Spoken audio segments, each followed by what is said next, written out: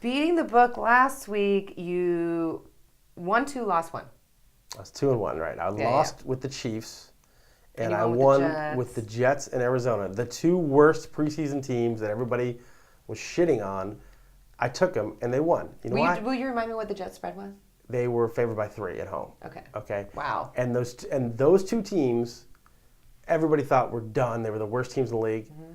That's how stupid people are. They actually believe what they see in the preseason, even though they know every year that it doesn't mean anything. They will still believe it next year too. And as a rule, take the teams that everybody is totally dumping on in the preseason and bet those teams week 1 blind. You will more often than not win. You just offended so many people. No, I didn't. Yeah, you did. Did that work? Does that work for you every year where you take the worst teams in the preseason? I don't remember if I have, but that is the way to go. Okay, so this week, what do you think? Okay, there's 3 games that I'm going to talk about now that I like in particular. I'm going to look at them more closely over the week for the Beating the Book column, and we'll run this video in it. But 3 games I particularly like. One is I like Chicago on Thursday night, getting 5.5, 6. We'll see what the line ends up at Green Bay. You like Green Bay in that? I mean, I just don't know. The Green Bay just looked horrible. I'm getting the points. Yeah, I know, but... Here's the thing. Normally I would take Green Bay in a situation like this because you buy the team that lost and sell the team that won, right? You buy low, you sell high. The public perception is now switching. I get it. But I kind of think Chicago is a legitimately good team. And I think Green Bay is good, and they're going to be good. But I don't see a huge discrepancy between these 2 teams. I think Green Bay's better. They were certainly much better last year, but Chicago's added some weapons, and their defense is good. It's better than Green Bay's defense. Chicago's added Brandon Marshall. Right, and Alshon Jeffrey, who they drafted. And they signed Michael Bush as just more depth at running back. Great. And Matt Forte's healthy, unlike the last 8 games, and Cutler was banged up. I mean, now Mike Martz is gone. They can actually protect Cutler. And Green Bay's defense is bad. Chicago's defense is good. Now, Green Bay's offense is better than Chicago's, but the Giants kind of set a template for slowing down Green Bay in the playoffs last year. It's don't give up the big play, make him dink and dunk you down the field. Niners followed suit, really slowed him down.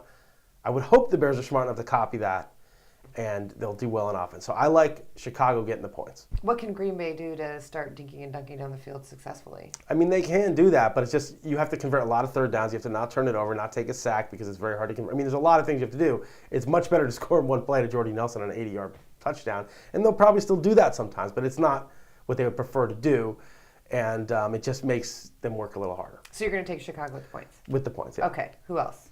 The other game I like, this is probably my best bet. I'll finalize it later, but I really like Seattle at home getting 3 against Dallas. Dallas looked good. Ooh, they looked really good. Against the Giants. But remember, the Giants had their 8th-string cornerback playing.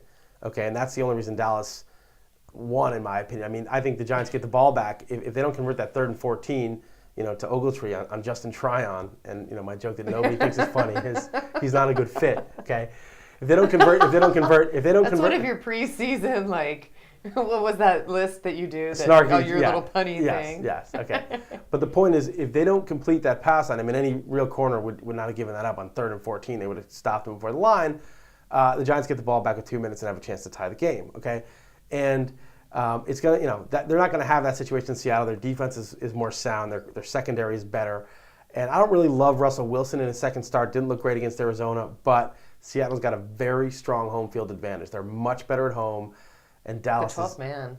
Yeah, they're just it's a tough place to play. And Dallas is a soft, gutless team. I don't care that they beat the Giants last week. I'm taking Seattle in the 3 points at home, the home dog. Then that's not a rollover homer.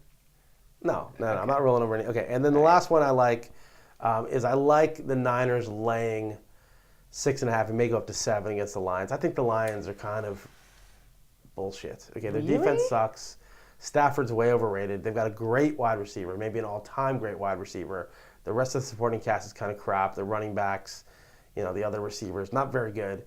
And I think that the Niners' defense is nasty. I think their offense showed signs in Green Bay. I think they're doing more in the passing game. Wait, what is Detroit getting? Or 6.5, maybe 7. It may go up to 7 by the time I actually have to pick this game. I hope it doesn't go to 7.5. But this is in San Francisco. Yeah, I think San Francisco wins by 9, 10, maybe 20. But I'll say 9. Is San Francisco going the distance this year? I hope not. I know a lot of really annoying 49ers fans. Stephanie Bell not being one of them. She's not annoying. I know, but she's going to annoy me on my radio show if they do. But, so I hope not. I hope the Giants, obviously I'm not writing off the Giants because they're 0-1, but I think they're the favorite. I think they're the best team in the NFC right now, at least. All right. Well, we'll see. Thanks, Chris. beating the book.